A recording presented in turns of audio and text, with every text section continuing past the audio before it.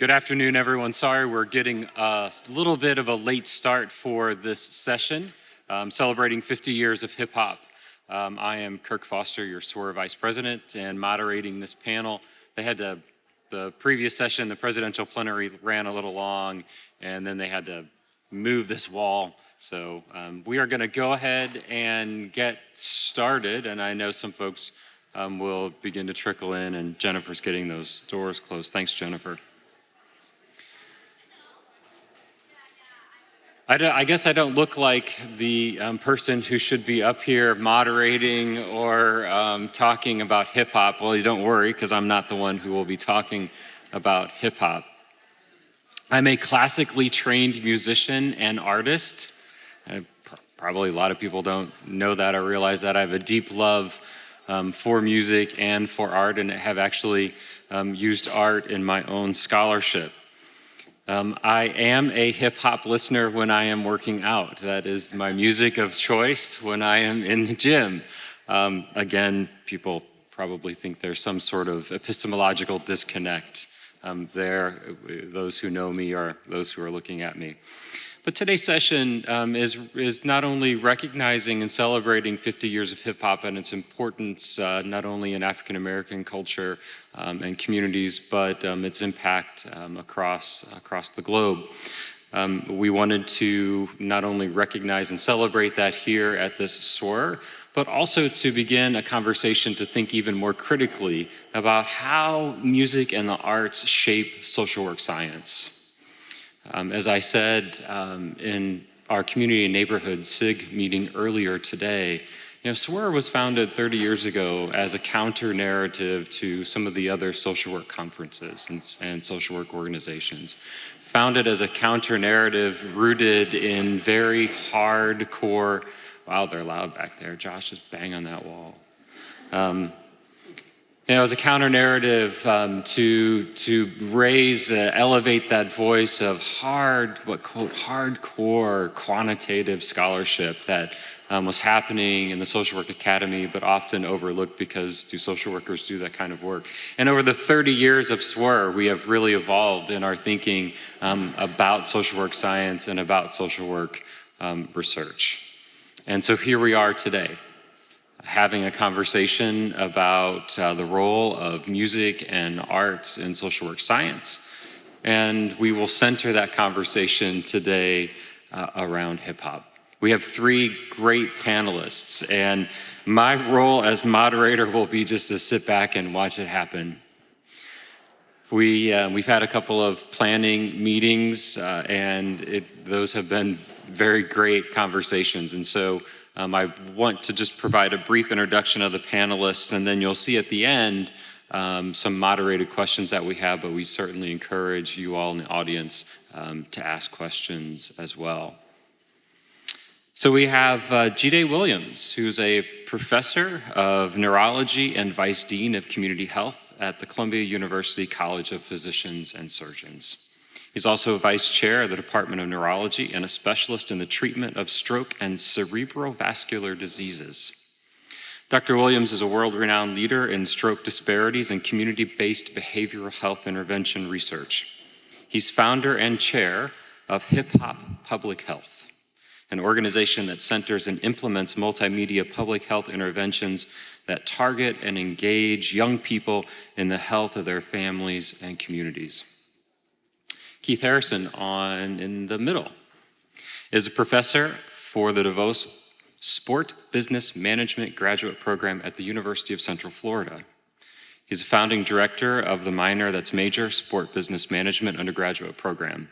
In 2020, Dr. Harrison served as the Nasir Jones Hip Hop Fellow at the Hutchins Center at Harvard University and is the founding director of the UCF Business of Hip Hop Innovation and Creative Industries Certificate. So you can see the panelists thus far are not social workers, right? So we get to Dr. Raphael Travis at the end of the table. Dr. Travis is a professor of social work at Texas State University. His research interests include positive youth development over the life course, adolescent resilience, and youth participation in individual and community transformation. Dr. Travis directs the Collaborative Research for Education, Art, and Therapeutic Engagement Lab, which partners with researchers, educators, artists, and community-based organizations focused on better understanding the educational, health, and therapeutic benefits of music and art engagement.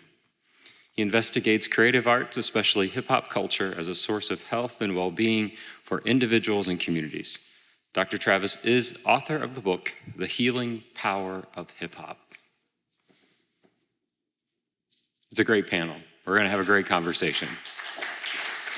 So I invite Jide up to the podium first. And Josh, do you want some words or you want Josh to cue your video? Can he cue the video? Yeah, great. Thanks, Josh. So I'm going to go straight into the video. I just want to thank Kirk for that wonderful introduction.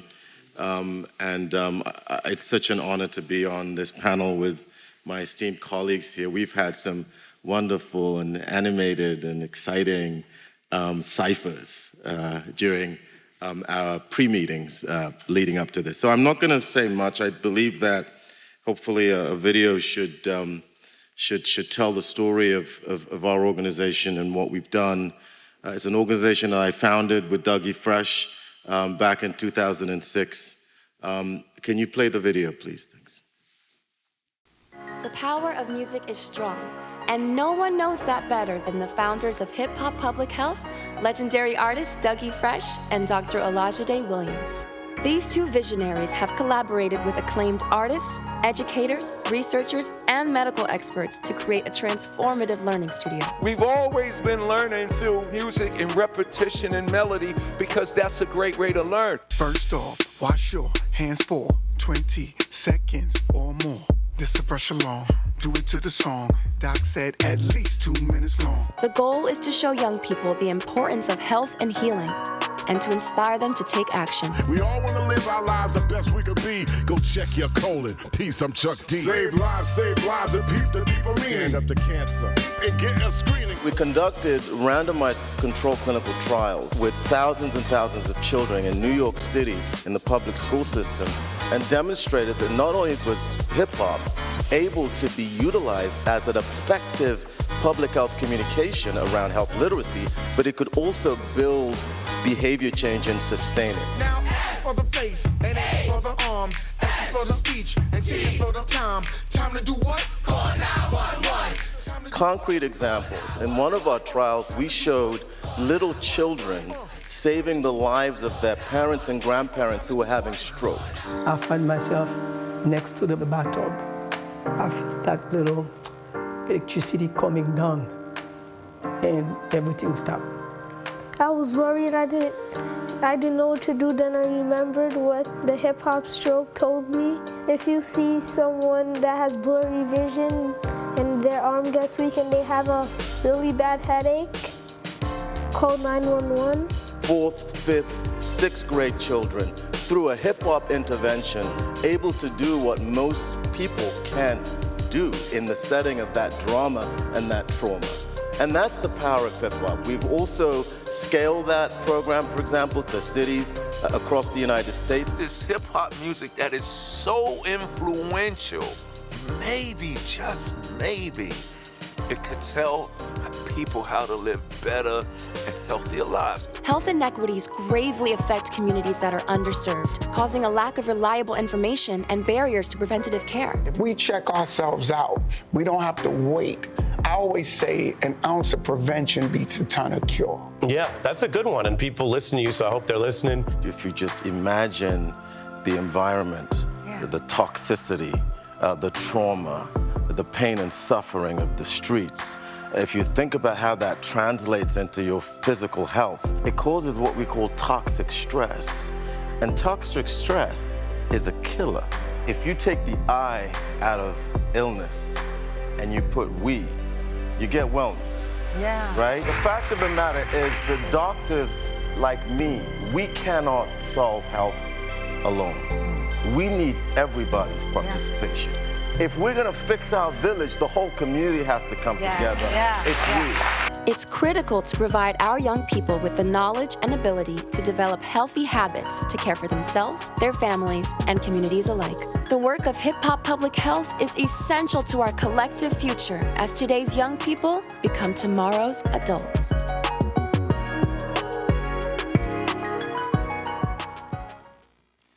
So I just want to say that that's a 3-minute reel of work that we've been doing now for about 17 years.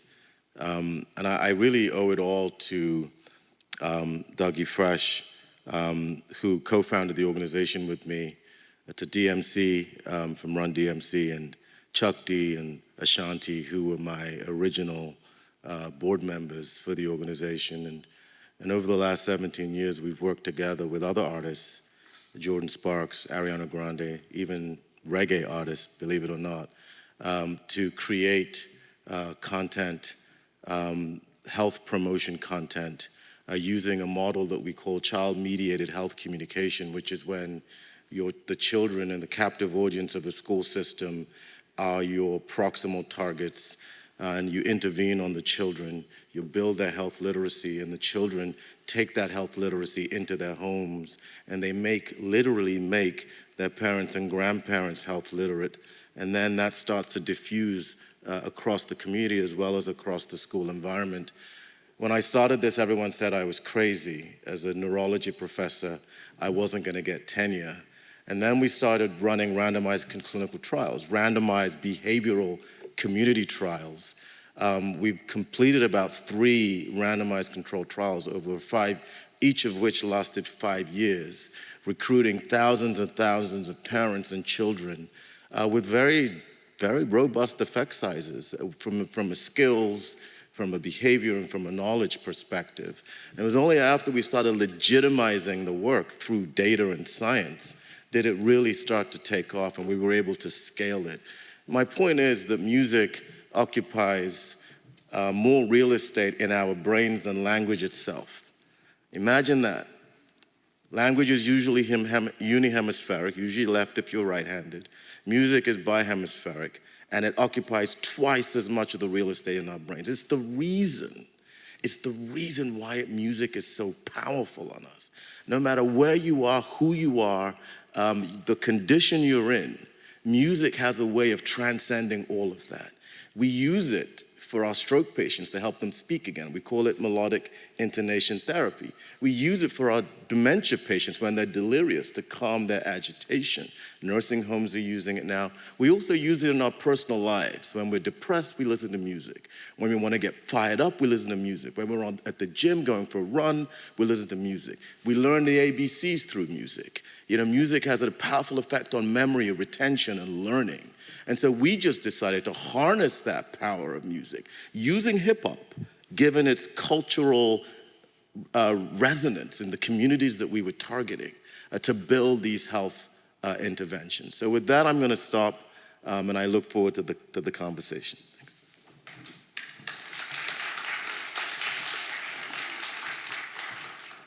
Thank you, Dr. Williams. Dr. Harrison.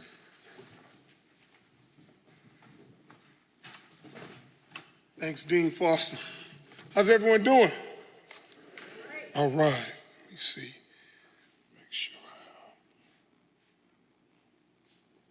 Earlier, I'm very nostalgic, so I was dancing as I was preparing my notes, and I was reflecting. I'm from the West Coast. I grew up in urban and suburban Los Angeles. In 1979, my buddy and I would ride our bikes, Schwinn bikes home, get our homework done, and then we'd listen to Rapper's Delight while we played Atari or Odyssey. And now they call that esports. That's another lecture. But I'm gonna ask the 3 things, only 6 minutes, Dougie Fresh, you're on. I used to sing this 1985, don't mind dating myself. It's full circle with cassette tape in my little blue Mazda truck. Just inspired me. So I'm gonna say the first of 3 things, and then you all repeat after me. So mentorship, we gonna be all right. We gonna be all right again. So one of the things when you do this work, and for me, it dealt with Claude Steele's work. We're familiar from Stanford about stereotype threat. I was trying to figure out a way to connect with young people and young adults.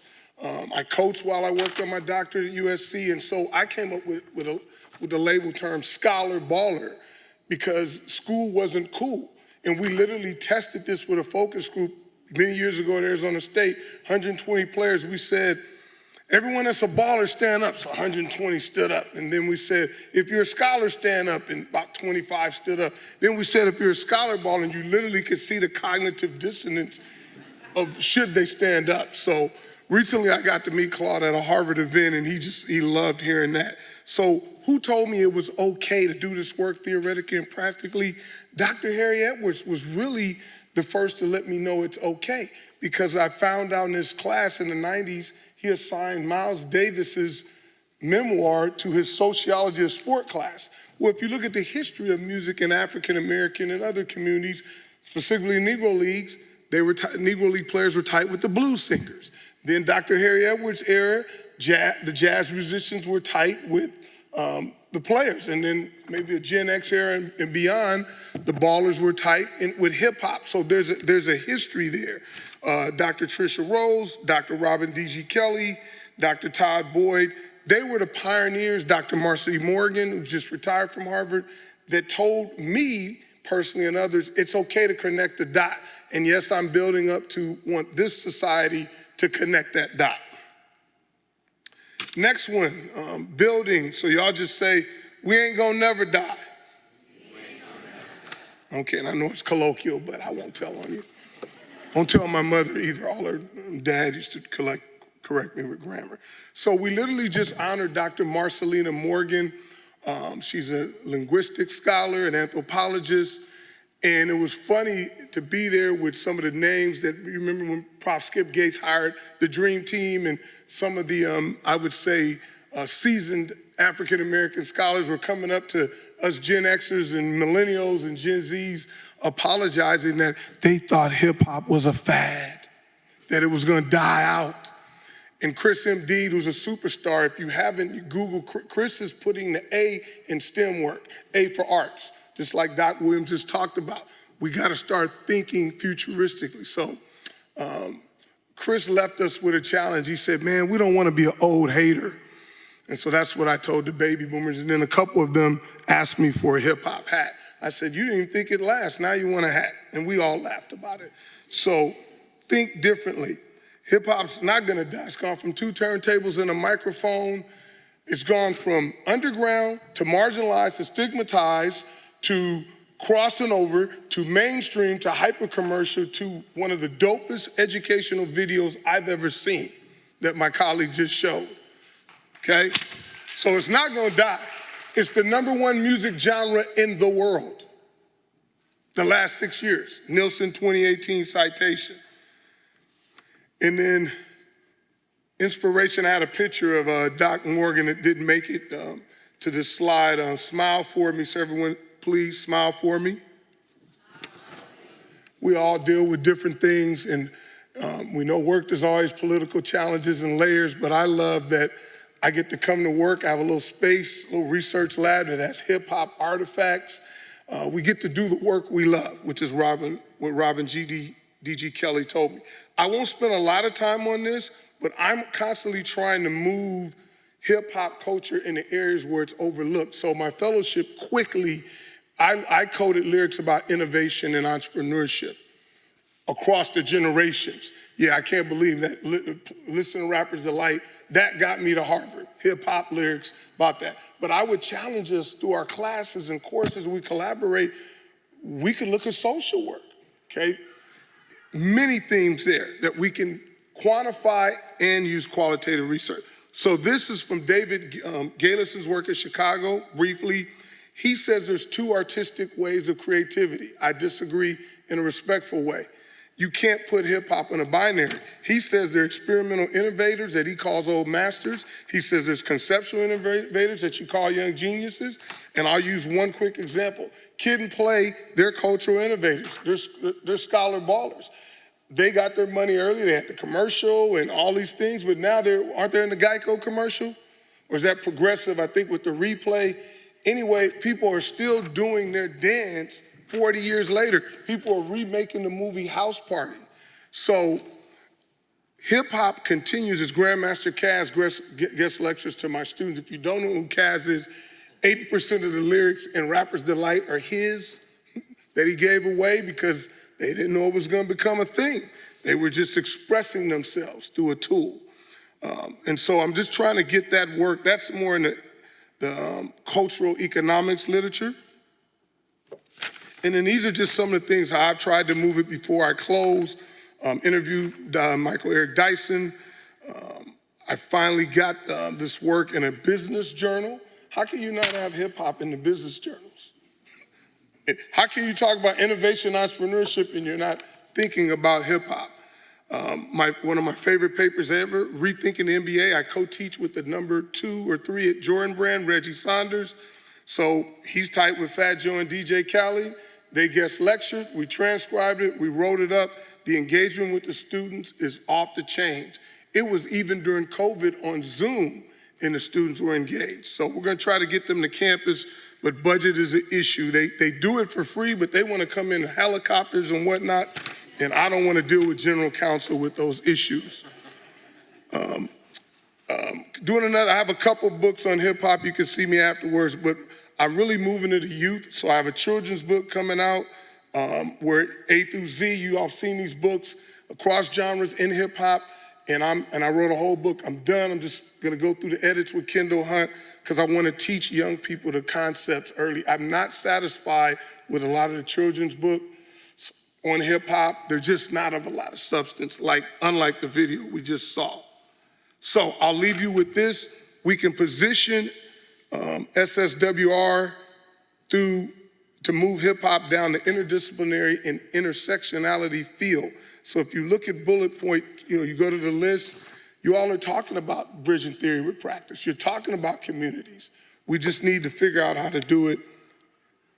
Hip Hop Array, thank you. Looking forward to the vibe, energy, and overall discussion. Can I just get this real quick? Everybody left or right?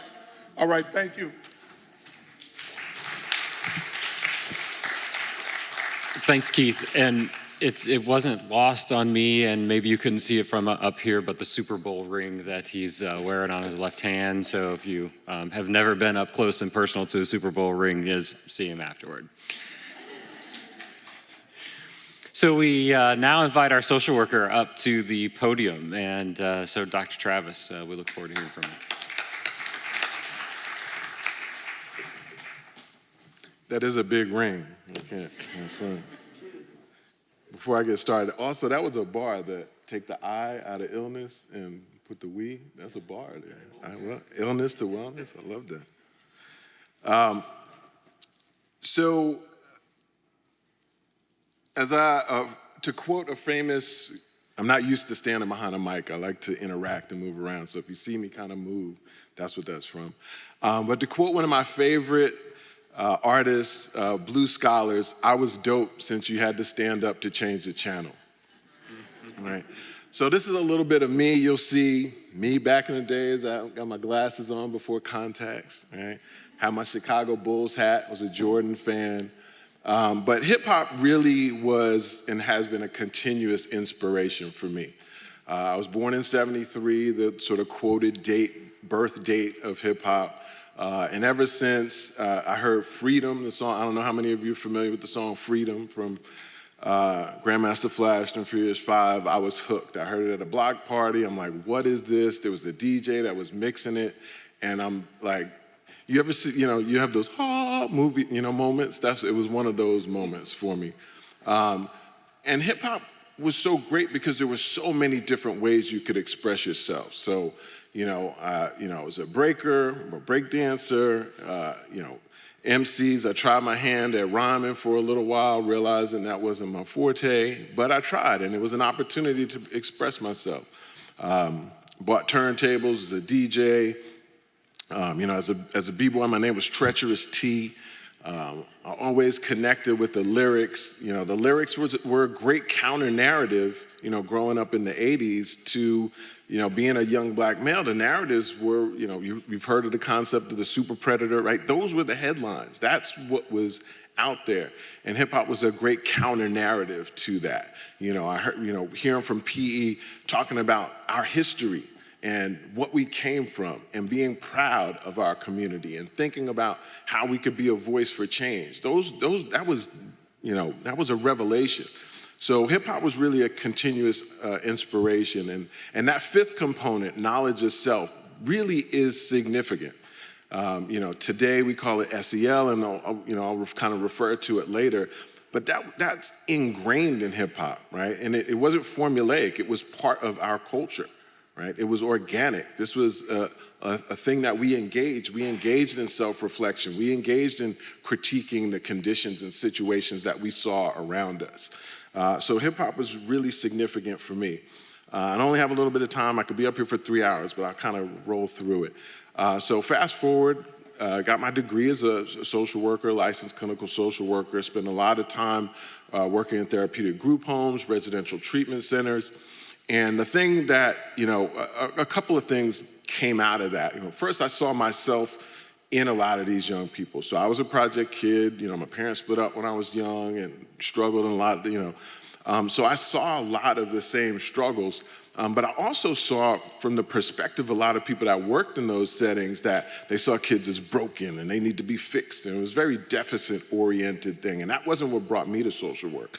For me, it was the opposite, right? How can we invest in the potential of young people?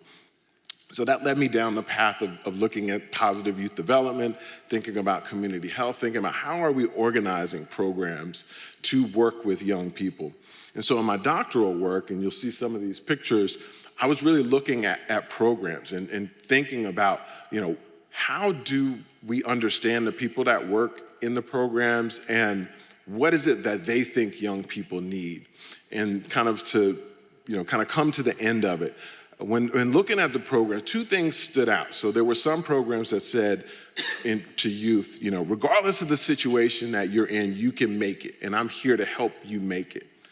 The other group of programs were, you know, regardless of the situation you're in, you can make it, I'm gonna help you make it, and together, we are gonna help make it so that the people that come behind you don't have to go through what you went through. And that was really tapping into thinking about social change in a different capacity.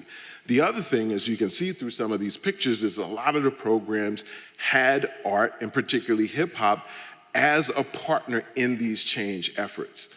And that's really when I was like, oh, wait a minute. So all this stuff that I've kind of loved and used in my own stuff and even worked a little bit with as a practitioner, like, I could really do this, right? And that's where folks like Edgar Tyson, Nikisha Tilly Allen, and some other social workers kind of opened the door and kind of gave permission, like, oh, like we can look at this empirically, not just from a practice standpoint, but we can actually research and study this. And so it's important to know social workers there from the beginning when thinking about hip hop as a therapeutic tool. And so they really gave me permission to say, oh, so a therapist's office can look like this. It doesn't have to be a cubicle, right? And so that began my journey as a researcher, practitioner, in really thinking about how do we integrate hip hop culture in a really intentional and deliberate way. And so, you know, part of our charge was thinking about the future of practice and the future of research. This is a 2-hour piece, and so I won't get into it all, but I just want to introduce. We really have a universe of opportunities to practice that we haven't even scratched the surface of. You know, we look around SWR, and this is supposed to be the place, it's cutting edge and do it all. It's none of this is in any of these sessions, right? So I'll just point out a couple of things. So the first one is thinking about receptive strategies, right? And essentially this is using the archives of the culture as something to build upon, right? So, you know, I was talking with Aaron, soon to be Dr. Rodwin, earlier, and yesterday was Friday. Every Friday, how many of you have Spotify or Tidal or some sort of thing? How many of you get the recommended new albums that come out, right? So every Friday, we're adding to our archives of content that we can use, just on the music side, nothing to do with the art, right? So Receptive Strategies uses the archives of the culture to build upon and develop strategies. So I call this the SP 1973. So if any of you are DJs, you know the Technics 1200, you know the SP 1200, right? So this is a combination machine, the kind of turntable sampler that we've got here. But on the receptive strategies, you'll see on the platter there are a whole bunch of different strategies that you can use with that archival content. You'll see on the active side, those are active strategies and all the different strategies that you can integrate the culture with. Again, we don't have time to get into it all. Mental health strategies, number 2. There's a spectrum of strategies. So we had Jide in his incredible work from the health promotion, health education standpoint, right? We also have self-care. And then we have treatment itself, right? Then we have, we can get into sort of macro social change effort, but there's a spectrum of strategies. And social work is great because we tap into all of that, right? And again, I don't have enough time, but I'll just leave it there as far as from a practice side. The world is our oyster from the practice side. There's so many different things that we can get into. On the research side, there's a whole universe of conceptual areas that we can explore from a basic science standpoint and then from kind of in an intervention standpoint. One of the big things that I talk a lot about is the coexistence of things that can be empowering and risky at the same time. And we really don't have a great understanding of that. We look a lot at how our strategies can be helpful, but we don't look enough at how things can potentially be empowering and risky, and how do we maximize what's empowering and inhibit what's risky at the same time. But there's a lot of existing research that's out there that we can explore in and of itself. So we talked a little bit about SEL strategies, and there's a lot of people that do work in quote unquote hip hop ed, right? Hip hop based education strategies. And you're seeing more SEL blended. So we know it's not just academic outcomes that we care about, but also social and emotional outcomes that we care about. But even that's very limited. When we talk about hip hop and we think about things like self-awareness and social awareness, there's a tremendous amount of understanding. We think about trauma and trauma-inducing environments. A lot of that is validating people's lived experiences and the realities that go into it. And hip-hop culture offers enormous opportunities to both identify those things, but thinking about how can we inhibit or mitigate those things as well. Again, I don't have enough time to get into much, but I just wanted to kind of give you an idea of the landscape of research opportunities that are available that we haven't even touched on, specific to hip-hop. I love hearing the work of Jide in Hip Hop Public Health because it really does take a life course perspective on things, right? So our intervention work isn't just about now, it's about the long term. And there's a lot of opportunity that's there as well. So I know I'm out of time, but I just want to leave you with one thing. Just to give you a sense of the kinds of things that we do to try to help personalize some of this. So just one song, this is a song from Coda the Friend called For Troubled Boys. And that's what we'll do. We'll take a song, we'll kind of unpack it. So for one of the lines in here, he talks about, you were born out of trauma and you're put in the lion's den without no weapons or armor. That's just one line in a beautiful track. And so one of the things that we'll have people do is answer that question. Name a time that you bounce back from a difficult situation that you were placed in. That comes within the narrative dimension that I talk about of resilience, right? It's just a simple little exercise. You put a couple of those prompts together, ask people to write a rhyming sentence for whatever sentence they did. If you got eight bars right there, real quick. It's a simple thing. So I'm out of time. I could talk about this forever. Social work's the best. If you're curious about some of the evidence, there's a QR code up there. There's lots of publications that talk about this work. But people are motivated to and actively use music for change, not just for themselves, but for the communities that they're a part of. And social work is in a prime position to help leverage that potential. Thank you.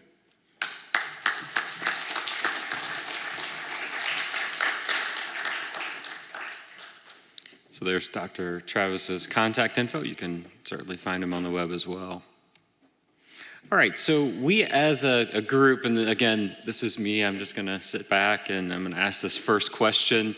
And again, as you all have questions, please don't hesitate to come up to one of the microphones. We will certainly cue you in. We wanted this to be as interactive and conversational as possible. So, but the first question that we decided, or my posse and I guess, decided, and I'm feeling like I'm really overdressed for this panel, but was how did you get into this work? Or what got you into this work?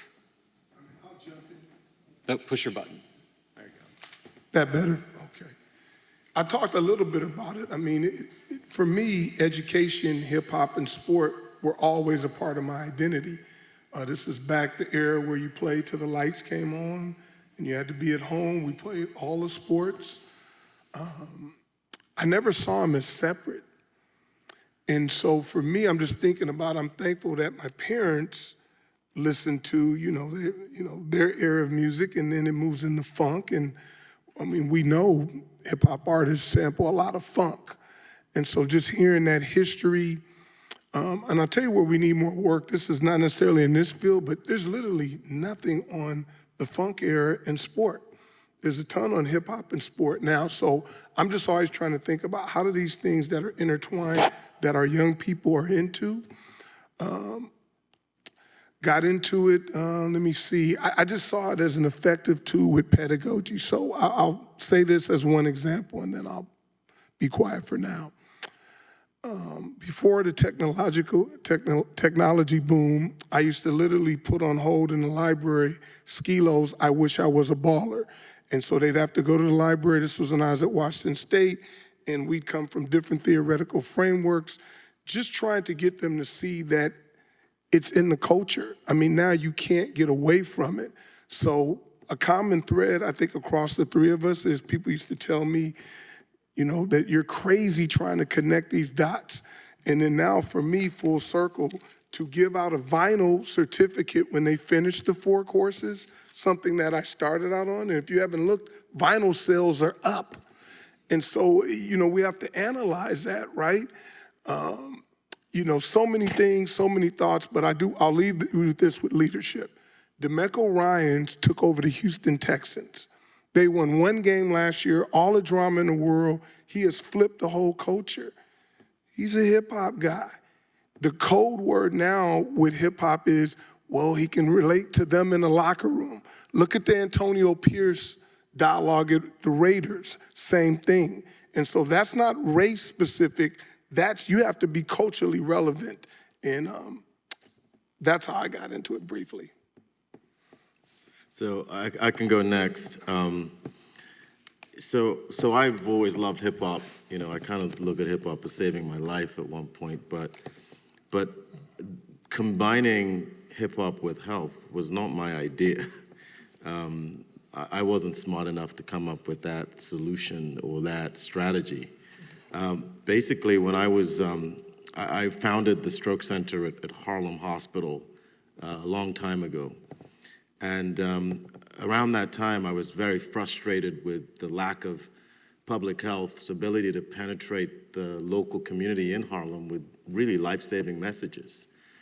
People just weren't getting it. Public health was speaking at this level, and the folks in Harlem back then we weren't gentrified back then. It was still real, it was still predominantly the Harlem of old, and people just weren't connecting with those public health messages. And so, one of the charges of running the stroke center at Harlem was to get messages out into the community. And so I started going out to the community. I met with kids. I kind of bifurcated my approach: older folks, churches, kids, and schools. So with the kids in schools, we met with them. We started doing several focus groups around. I said, look, how can we get this? How can we communicate effectively with you? How can we take the symptoms of stroke and get you to learn them? How do we do that? And they just looked at me as if I was an idiot, and they said, hip hop. Just put them in the song, and we'll get it. We'll get it like this. Just put it in a rap. And so Dougie put it in a rap, and it worked. And so we said, wait a minute.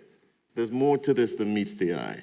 And that's really how we built the organization, using hip hop as a health promotion vehicle. So for me, there were kind of these two parallel worlds. There was me and my lived experience with hip hop, and as I mentioned, it had always been a part of my life personally, right? So the entertainment side, but there was always this knowledge of self-reflective component too, and helping guide my thinking through life, like how to think about certain issues. How do I respond in this situation? What's important to me? So those things were always coexisting. When I was sharing with Keith last night, when I started doing the work, as a practitioner, I was much younger. I was much closer to the kids' age at that time, and so we were listening to the same thing. And so, it was a vibe, like, you listen to this song, yeah, that's dope, right? So there was that part, but then also, it was around the era of DMX. I don't know how many of you are familiar with his story, but his story paralleled the story of those young people that I was working with, right? So he was in and out of group homes. He had the difficult home situation. He was in detention. Those were the kids. And so they identified with his story, as well as the fact that he was articulating his lived experience in music. So they would start to write. And so that was an opportunity to have dialogues about issues in a different kind of way than I was trained in, and said, so tell me, how do you feel? Like that's fine, but we were able to, as well as in sport, right? We go out on the court. I'd play, I'm a basketball player just like they are, So we play each other and we talk on the court. So those became places where we could have these therapeutic conversations, but it was anecdotal. Like I wasn't taught that. It wasn't, I wasn't trying to come up with like guidelines and a strategy. It was just culturally aligned in how we were able to have these important therapeutic conversations. So it just was anecdotal at that point. When I went back to school, it was thinking much more macro, right? How can we design programs that think of young people as valuable and meaningful and important, right? That was what I was doing professionally. And it just so happened that in some of those programs that I was looking at, there was also hip hop. And I'm like, wait a minute, what is this, right? And then that's when I ran into the work of Dr. Edgar Tyson, who was from an empirical, formal standpoint, was doing research to say, some of the original work was, okay, if we've got young people, we'll give them the opportunity to take traditional therapeutic sessions or hip hop sessions. Well, what do you think they preferred to do? They preferred the hip hop sessions, right? And they had positive outcomes, right? So I was like, wait a minute, I can actually do this. And so, but the thing that was missing for me, with my researcher hat, was the conversation tended to fall into two camps. One camp was hip hop is the worst thing in the world and it's sending us all to hell, right? So the research up until that point, that was a stream of research, right? It was more kind of exposure, and hip hop was lumped with heavy metal. I don't know how much y'all look back into the literature, but that's what it was. It was hip hop, it was rap music, and heavy metal are basically the worst things ever, right? But then the other camp was, it's the greatest thing ever. It's gonna save us all. But there really wasn't a conversation of potentially, is it possible that they're, engaging with the culture can be potentially helpful in some regards and potentially harmful, right? Could those things coexist? And so that was my research, that was my empirical question, right? Because it could go opposite, right? It could be, everything I listen to is great, and so there's zero risk, right? That could be a finding. Or it could be the other way, right? All this stuff, there are risky things and there's nothing empowering, right? But empirically, could those things coexist? And then really getting into the weeds of it, were they correlated or not? So anyway, we don't need to go down that path. But that was my unique entry into the conversation. What we found is, right, so what we engage can potentially be both empowering and risky. So then from a clinical standpoint, how do we use that information to help you tap into what's most empowering and also inhibit what is potentially risky? That's a clinical thing that we can do, a therapeutic conversation that we can have. And so that was what sort of launched me into looking more from a research standpoint, but also from a practitioner standpoint. How do we leverage that understanding as well as stay tapped into the culture? Thanks, Raphael, for reminding me that I spent many a weekend in the 80s with MTV's Headbangers Ball. Does anyone remember Headbangers Ball? Yeah. My taste in music is very wide. Sorry, just to say, you know who DMC's favorite artist of all time is? AC/DC. For those about to rock. Right? AC/DC is they're like gods to DMC, and there's a real relationship between heavy metal and hip hop that goes pretty deep, actually. So, thanks for normalizing my life. So, all of our panelists touch on this a little bit, and we had some robust conversations about it in our conversations leading up to today. And it's this notion of structural racism and bias against hip hop. And if you could talk a little bit about how you overcame that. It's sort of that, well, why would you do that? Why would you do hip hop? And Jide, you've been successful with getting NIH funding for RCTs using hip hop. I mean, I think that's another story. But it's certainly an important message for our members, because I think there's sort of this tacit narrative that you can't get funding for this kind of work. Yeah. So Kirk, to be honest with you, when I started this, I was an assistant professor, and I was on the non-tenure track. And now I'm a full professor at tenure at Columbia. And I don't know if you guys know Columbia, but it's pretty impossible to make tenure at Columbia as a full professor. And all of this work my entire career has been built on this work. It's been built on using music, using hip hop, running clinical trials. I've received probably more than $60-70 million worth of individual funding. And I've run very large centers, P50s, U54 grants that the NIH has funded. So from where I am, it's unbelievable, because from where I started, I was told it was impossible. I was told that there was no future, scholarly future. I was told I wouldn't be a scholar baller by doing this work. And I was told that by the very high-ups in my own department as an assistant professor. But you just got to go with what your heart, someone once said in one of the scriptures that a man plots his journey, but God decides his future. And so for me, it was just something I couldn't escape. I had to do it. I had to do it, period. Didn't care if I failed, but it had to be tried.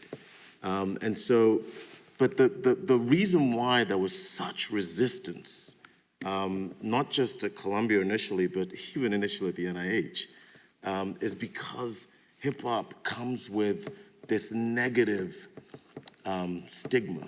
This people associate hip hop with the toxic masculinity, with the misogyny, with all of these negative societal connotations. And to be fair, there's a huge section of hip hop that has been promoting that world.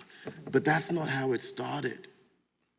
It's not how it started. You know, I'm on the phone with Chuck and DMC and Dougie, you know, Grandmaster Caz from the Cold Crush, Easy AD from the Cold Crush is part of Hip Hop Public Health. So I'm with the pioneers of the genre all the time. I spend a lot of my time with them.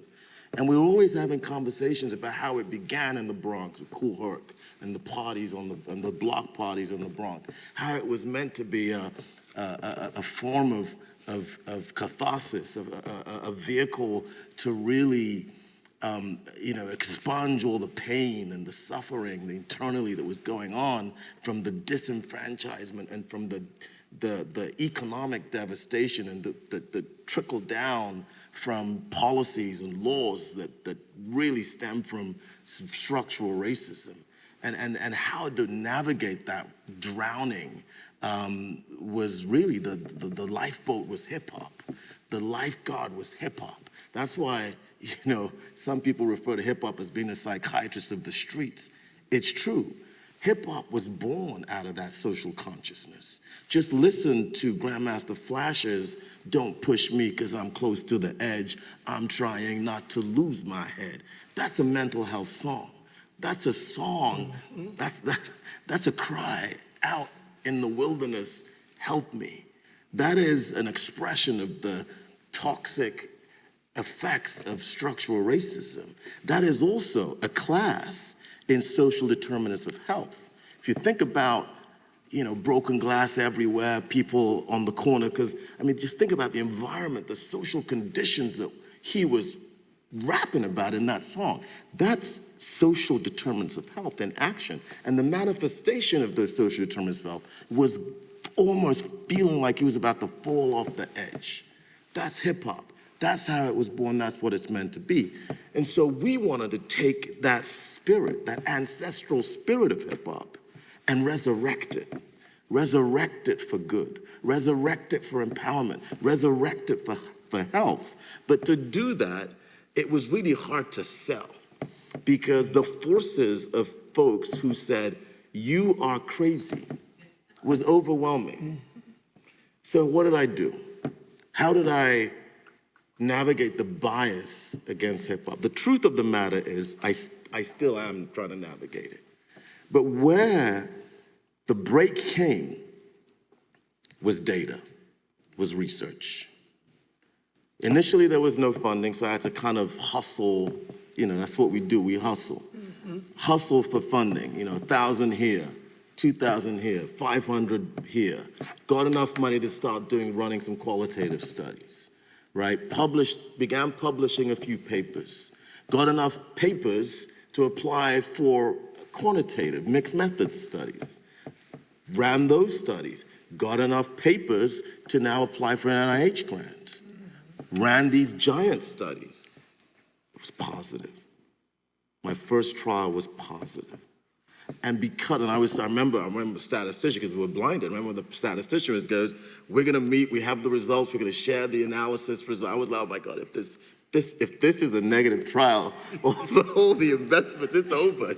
And I was like trembling when the statistician was, but it was a positive trial. But I knew it was. We hypothesized that it was gonna be a positive trial. It was a positive trial. And the effect size was enormous. And that's when the resistance against the work academically began to soften. I definitely would like to follow that. I'm going to focus on the structural resistance when you try to get it in the curriculum, just because of time. Over the years, we know language matters, right? And so, now I'm going to use sport as an example. There's 250 MBA or Masters in Sport Management programs in North America. There's 350 sport management undergrad programs. You put sport in there, students, right? It's a symbol. I think hip hop's going to continue to grow in that way. I will say, on a lighter note, some of my students that had me earlier in my career at UCF, they're upset that the certificate was not offered. And so I'll make sure they hear what I'm about to tell you. So if you could imagine, my training, undergrad, starting at community college, is kinesiology. I have a master's in it, undergrad, and then I got my doctorate in higher education from USC. And so throughout my career, things weren't there just like hip hop. I had to figure it out. So, you know, I was at Michigan for several years in sport management in the School of Kinesiology. So then I ended up since '06, I was associate professor, tenure track at UCF, got tenure, and then I got full in 2019. So y'all know where this is headed. So I said, okay, I'm gonna take on our undergrad committee. So I had about half with me, half not. And I will admit, I'm only child and I'm stubborn. I don't know how those two intersect. I had allies all shades and enemies of all shades. And it was interesting how it just all lined up. So what happened? So first, I framed it for everyone. So it spread to the dean, associate dean. I said, we will become the first college of business in the world with an academic program titled The Business of Hip Hop, Innovation and Creative Industries. I said, get online. I said, refute that. And I didn't say that with an ego, so I was framing it. So everyone knows there's less than 10 academic programs, period, on hip hop. So one of my biggest people that was resisting is now one of my supporters, this professor in accounting, retired. This is how I won. And everyone will appreciate this story on the panel and beyond. She was like, I just don't think it belongs in the School of Business, Keith. I said, well, it's funny you said that. I said, special ed took a business class, one class on accounting, and he fought the labels and fought for his rights. And he said accounting is what did it for him. And she said, can you send me the link? I said, sure. Send her the link. Now, I couldn't make this up. I'm going to fast forward. One of my colleague students in accounting was the top student in the Business of Hip Hop course. I teach hybrid course. Now does research in the summer, loading the lyrics I talked about on innovation entrepreneurship. We also coded the entire Super Bowl post. Some of you saw the Super Bowl a couple years ago in LA. And she went and talked to my colleague, and I had to win that battle. It's just, I mean, Kevin Warren, the president of the Bears, was at the Big Ten. One of my mentors always tells me, and I mean, he didn't come up with this quote. He said, people do things for two reasons, out of fear and out of love. And so I know there was fear on the committee. Fast forward, I get full professor, I get a sabbatical, I get the Harvard Fellowship. It just all lined up. And you know, you have to play the credibility game. But for me, I wanted in the curriculum as a way to reach my students. So each year in an innovation entrepreneurship class, not specifically on hip hop, we have an educational rap contest. I picked the instrumental. This year we'll have I Can, Nas, just so I stay on brand. And they have to talk about what they've learned throughout the semester. It is one of the most highly energetic things I've ever seen. They're placed in teams alphabetically, so it's random, it's not biased, and they come in and it's literally like a day of hip hop and sport. You know, being in UCF, all the folks from South Florida, they dress, they're color coordinated, they got Tupac bandanas and all these things, not even from their era, and they go at it. The winning team up until this year, they got a pair of J's from my colleague at Jordan Brand. So y'all could imagine that reward system. All I'm saying is, we need to continue to think of ways to connect with the generation next. I don't think hip hop is the only way, I'm gonna end on, the only way to teach creativity and innovation in my context. But I think it's a great way. If you get a chance, listen to 2 Chainz's song, NCAA, because it's a precursor to now NIL. If you talk to people in the college athletics, higher ed world, NIL doesn't mean name, image, and likeness for them. It means now it's legal. Because that's essentially what was already going on. The NCAA song is about why aren't we gonna change this thing structurally? And his title of the CD that song is on is called Rap or Go to the League. And 2 Chainz has a degree from Alabama State. But I still want us to get off that binary, do this or that versus that integration. So that's how I fought it. Glad we won, and there'll be more battles. Suddenly I feel like the extra credit that I offer in my class is not enough. Man. So I see the words, how did you overcome the structural racism and bias? I honestly haven't feel like I personally have overcome it. So I'll speak more to how I've tried to navigate I feel like this is a great example, right? So, when we think about sort of where gatekeeping exists and there's the opportunity for barriers, we have conferences, we have journals, we have funders. As we talked about, we have individual programs in terms of classes that are allowed to be offered. And so if we look at that kind of infrastructure around opportunities to learn, teach, study, practice, it's very weak, right? There's not, even if I really want to do this, there's so many obstacles to actually being able to learn about it, practice it, research it, study, who's going to mentor you, right? The infrastructure is significantly, is very weak around it. And so, coming in on the backside, it's incredibly inspiring, the work that my colleagues here are doing in terms of being able to have an impact on our program, being able to get funds and do studies that, can be millions of dollars. And so early in my career, I came from a big time institution and I thought grants, when I first started. Again, there's another conversation I had with soon to be Dr. Rodwin last night. And, one of the things that I found out early is that you can't get a grant if you haven't published. They're like, who are you? Like, what? And a grant on hip hop? Like, what? Why are you even wasting our time? And so I realized that, okay, I need to actually show some evidence that these ideas are, significant and important and worthwhile and valuable.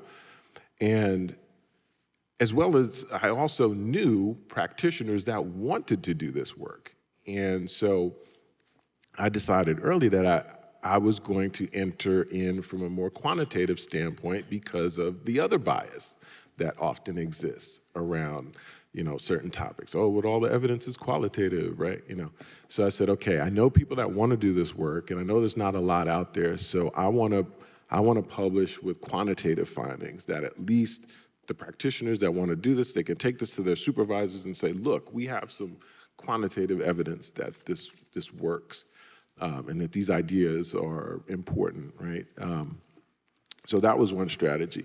The other thing that I kind of made a conscious decision is I wasn't going to chase funding, right? And you talked about, we talked about being from hip hop, right? Hip hop is, you do what you got, right? You make it work.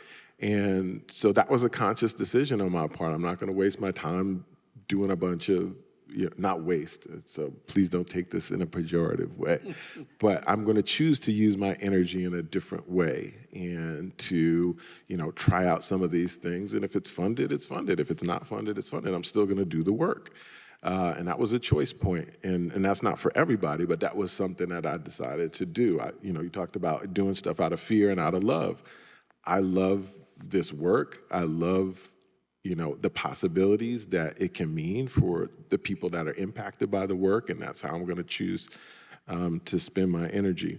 The other thing that I try to do in this space is always couple empowerment with risk, right? Is acknowledging the risky attitudes and behaviors that are a part of the culture that we need to address, right? Not try to sugarcoat it, not try to, be very explicit about what is potentially empowering at the individual level and at the community level and changing the things that we need to change structurally, but also paying attention to the risky stuff and always having that simultaneous conversation. And I felt like that allowed me to at least have conversations in spaces where it may not have been. The last piece that I think is significant related to that is to think of this work globally and not just regionally, and not just as a Black conversation. Like, obviously, the heart of it is a Black and brown conversation in terms of the cultures and the cultures that helped birth it, and the distal history of the Black and brown communities that help form the foundation of the culture. But the principles are universal, right?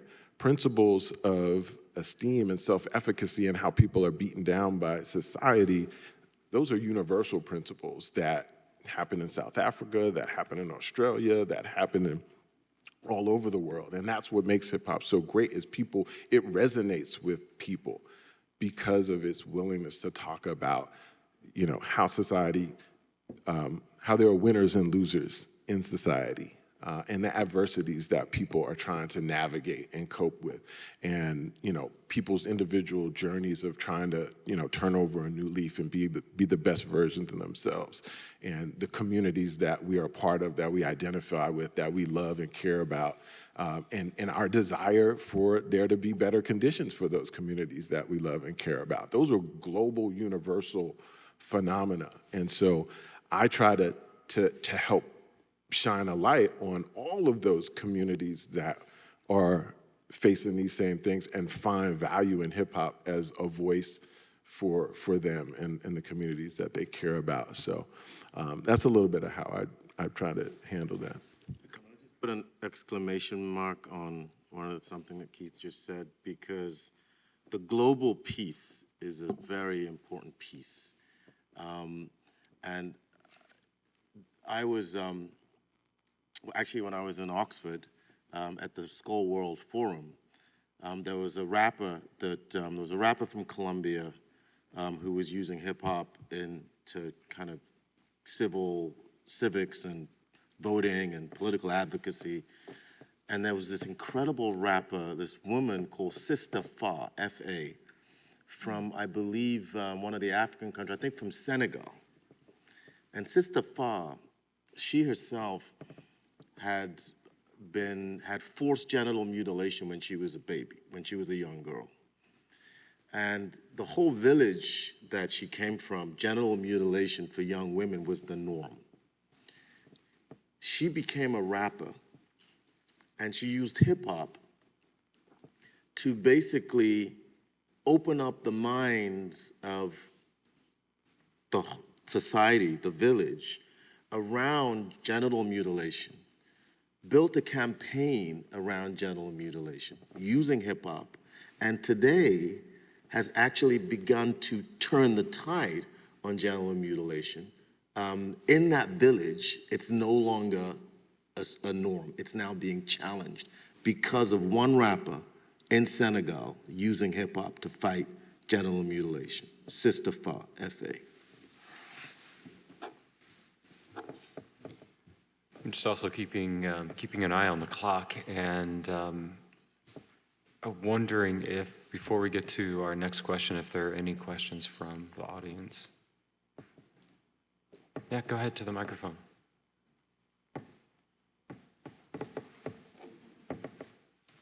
Hi, that was a perfect segue into what I've been sitting over here thinking. First of all, this is wonderful, thank you. And we actually have a class. I'm at Morgan State University, which is an HBCU in Baltimore. We have a class on popular youth culture, and the hip-hop therapy is really central to it because we find that it's something that is really a way to engage community. But I was really taken at the 50th anniversary hip hop show that was on TV, the award show, that it started with the women rappers. And I thought, wow, like that's a real reversal, right? And I want to know if in your work you're finding that this is also something that young women find to be engaging as well. I'm actually, the Sister Fa is just an example of the young girls in Senegal who have embraced hip hop as a strategy, and that's on fire right now. But hip hop is, I mean, for female MCs, I work with Salt from Salt and Pepper. I'm Cheryl. Her name is Cheryl Salt James. Mm-hmm. And it's interesting because we had I was approached by the American Heart Association to work with them around hypertension, high blood pressure, and salt consumption. And so I said, hey, we can work with salt. So we gave her a call. Dougie got hold of her. We spoke to Cheryl, and we said, we want you to rewrite Let's Talk About Sex as Let's Talk About Salt. And we actually have it. If you go to our website, you can actually watch the video, Let's Talk About Salt. But it's wildly popular. My point is that you know, it's gender neutral. It transcends race, it transcends gender, it transcends socioeconomic status, it transcends ability, it transcends almost everything that divides us. Hip hop can transcend. And so I believe that, yes, the answer is yes. I think it has huge benefits across all genders and all races, all socioeconomic status. It's a transcending art form, period. I just want to follow that. Brilliant. You know, I'm thinking back, I try to do little, middle, and then big things. Boise State had asked me as a subject matter expert to create a course for them, for someone else to teach. And I remember on the flyer putting, you know, and it was more my era, MC Light, Queen Latifah, and so on. But I had Ladies First on the top, and then it had, you know, Jay-Z and some others on the bottom. But the 3 or 4 times my colleague taught it, 3/4 of the class was women. And this is in Boise State, whatever your perceptions are about Boise. They do have great potatoes, it is true. But one of the things I do that I'm very proud of to promote the women, and I'm helping another campus develop other course on women in sport, is in the hip hop course, the essay is all on the women. So they have to study 4 case studies. MC Light, Queen Latifah, Missy Elliott, and Lauryn Hill. Now I'm probably gonna add Rhapsody, you know, just to, you know, stay with quote unquote a younger audience. The students complain that they have to study 4 folks, and I have to remind them that's how it was when I went to school. We weren't told who was gonna be selected for the essay. So they have to talk about, you know, different theories, but define how did they start their brand? What were the obstacles? Where they're at now with their personal, professional brand. And, you know, I would say it is more, the content tends to be more male slanted, so I did that on purpose. So that's the piece, you know, that I try to do. MC Light made it. I don't like having a top 5, but MC Light makes it in my top 5. And we should support the women.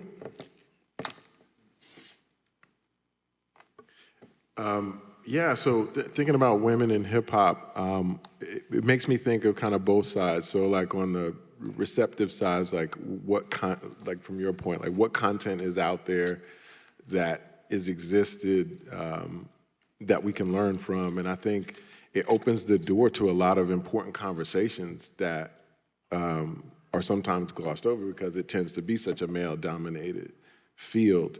But then also thinking across elements, right? So MCing is one piece, but you know, we've got the graffiti pioneers that were women. We've got an enormous, you know, breaking community that is heavily, you know, a lot of women participants there.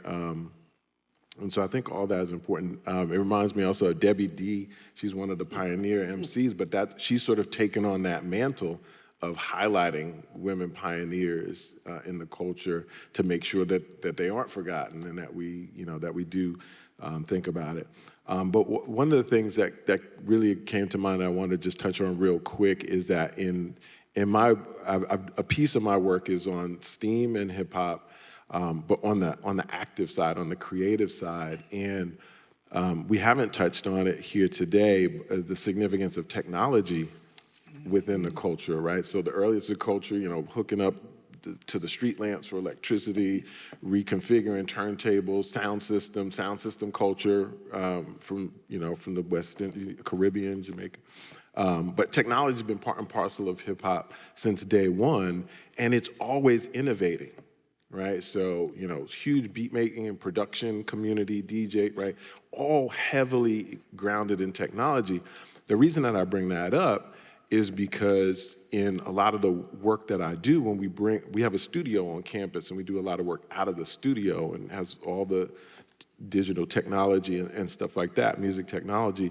But it's exciting to see young women participating in the technology. There's always a lot of, you know, ambivalence in the beginning, apprehension.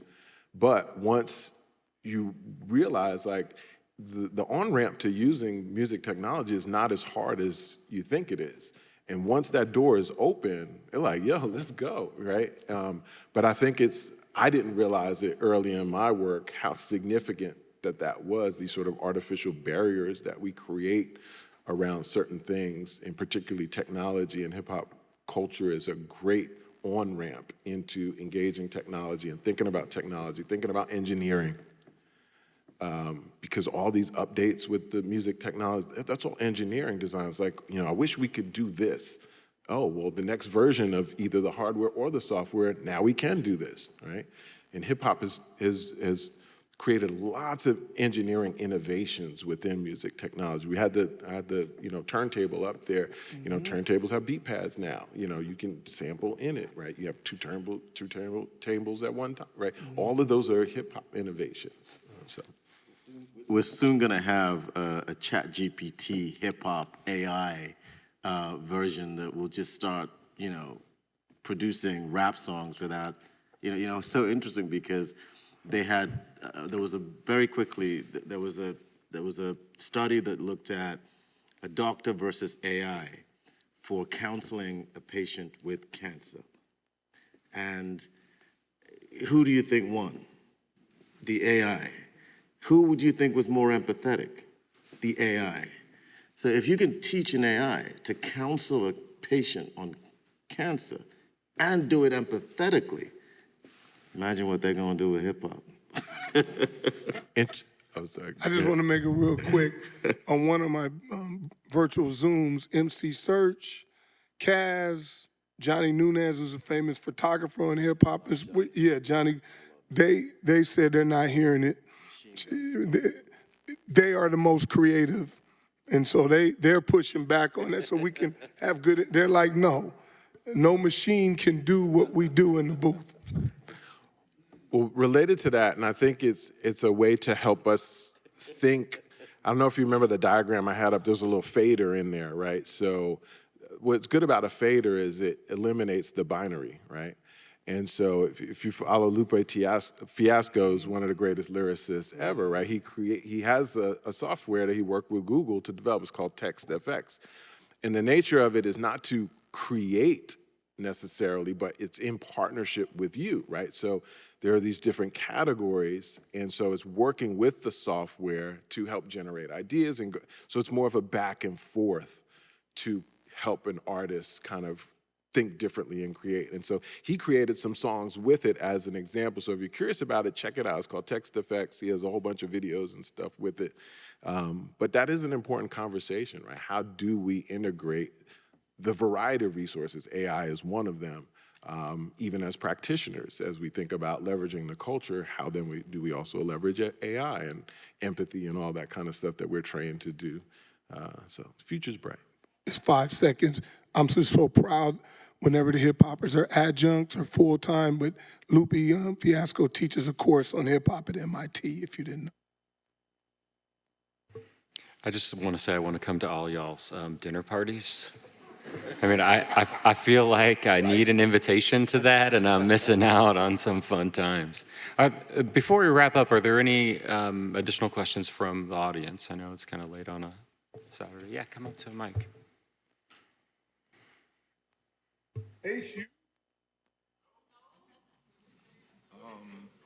So I'm a practitioner, a clinician too. I just wanted to see, like, what's your input on like the new like sad music culture? Because, you know, I'm a millennial. I'm not a Gen Z. I know you probably think I'm young, but I'm a millennial, and I feel like hip hop 40 years ago was about empowerment. However, hip hop today is about like empowerment to some degree, but like drill music is more popular in hip hop culture for youth today, and it's about sadness, and it's about not trusting people, and suicide, and depression. So, like, what's your thoughts about like the new era of hip hop, quote unquote, or music that promote a lot of the things that youth are experiencing today? Because some of my kids and some of my clients, they're sad, and then in the session you're asking about like their sadness, but they listen to things that lowers their frequency. They watch movies that lower their frequency. They read about social media, and they're looking at traumatic things that makes them depressed and anxious. So like, I think it's great using I love Fight the Power and Run DMC and a lot of the classics, but today is really it's kind of hard to use music depending on your age demographics. And like, how do we talk to Gen Z about music and culture? Like, what are your thoughts about the what's popular today and its impact on mental health? Let me try to make it a little shorter. Yeah. I think I was just called a classic. I'm just giving you. Okay. I'll jump in here real quick. Because we only have limited time, I say follow me on social media. That's a big part of what I do, is just sharing newer content that is across the board. I hesitate to say like now music versus then music. Like, I kind of cringe a little bit when I think about some of the stuff that was my music back, in college. You know what I'm saying? So I don't want to, sort of paint this rosy picture of, just look at the music from 90 to 95 that wasn't Tribe Called Quest and De La Soul and that we all vibe to, right? So,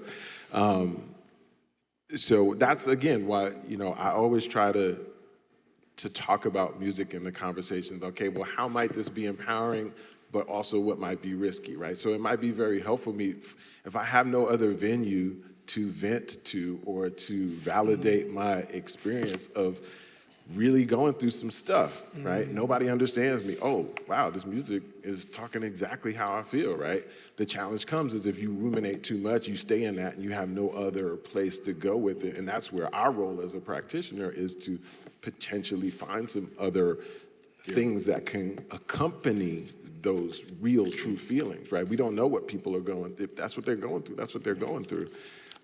But there's a ton, and when I say a ton of music, that is not all of that. The challenge is what is promoted, what's mainstream, and there's a ton.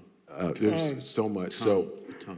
I just put out I call it the Hoodwink 100, the top songs of 2023 that are potentially useful in these sort of therapeutic spaces. And I do it all the time. I'm always sharing music because we sort of get caught up in thinking that what we hear on the radio is the only thing that's out there or that's good, And I also want to say, even there is a ton of music out there, even current music out there with current young rappers that are extremely powerful and positive. We work with some of these young artists. And I also want to say there's been some data. I don't know if you're aware of the publication. So Logic, his song 1-800-273-8255, the one about the suicide prevention line, that he was very popular a few years ago. That song led to a 27% increase in calls to the suicide prevention line. 27% increase. It was published in the British Medical Journal, and they translated it when they modeled it out to a number of lives saved just from that one Logic song. And so even in contemporary hip hop, there's some powerful examples of how it can save lives and help mental health. I'll be real quick. You don't even have to have, what's your first name? Brian.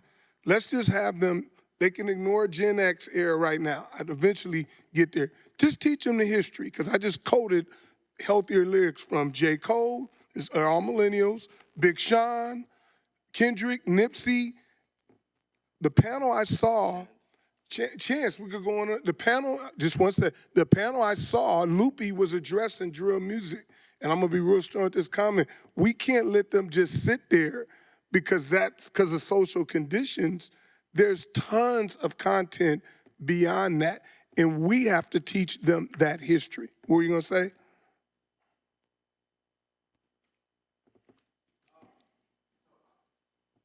What?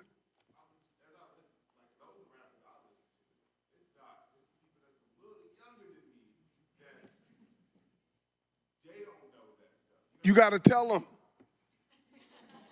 Just like Cass makes sure I know, you know, they were the black baby boomers. I'm just saying that's the job.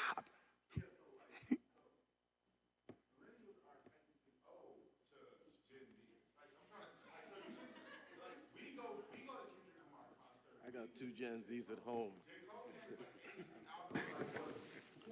I got two Gen Zs at home, and I tell them, right? Yeah, but what I'm saying is that's the struggle. Well, how do I get 65 students to rap that are 30-some years younger than me? You see what I'm saying? Like that, it's not going to be easy because of another discussion about labels and all of that. I mean, the resistance is going to be there. You can get that. You can get that done. I'd like to meet them. Because if it's got a good beat, we can hook them in and then say, here's the lyrics. Yeah, that's a problem or challenge you should want to solve. And thank you for raising it. And I think there's kind of a dual mission, I think, that we're hearing, right? One is validating what people like aesthetically, as well as opening their eyes to using that to have conversations with what they prefer, because people engage what they like the most. That's what's gonna resonate with them. So using that to open the door to conversations, using what they prefer, at the same time, introducing other things as well that can help continue that conversation instead of replacing that conversation, if that makes sense.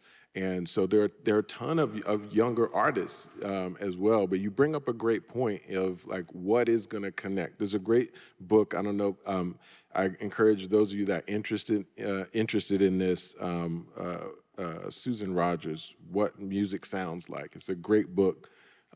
She studied under Daniel Levitan, who does neuroscience and music work.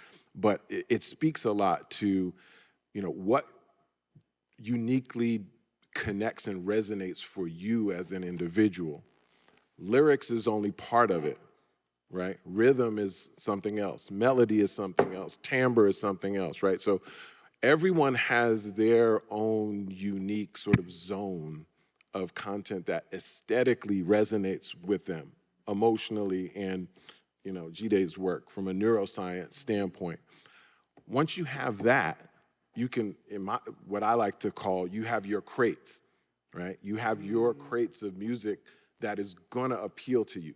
So then, using that crate, that's where your social work skill comes in. Let's use that content that resonates with you and then build on that, right? Because everybody has their own thing that gets them going. And so for young people, start where they are. Use your clinical skills as a social worker, knowing that this connects with them. So, okay, but then also using your skill as a person that is trying to find other things, bring in other things. So, oh, what about this, right? Oh, I know you like this. This is different, but it's kind of similar, right? And so that's why, you know, every Friday I'm scouring the new releases. What's come out? What connects from an empowerment and risk standpoint, right? What messages are being talked about in this current music? And that is part of the toolbox that continually grows. Well, and that will need to be our final word. Thank you for this conversation. All conversations, I say this to students all the time, all good conversations are unfinished, and they're unfinished intentionally. This one is unfinished, and it will go on. And thank you so much to the three panelists here. Thank you all for joining us today. And these folks are findable on the web. Thank you.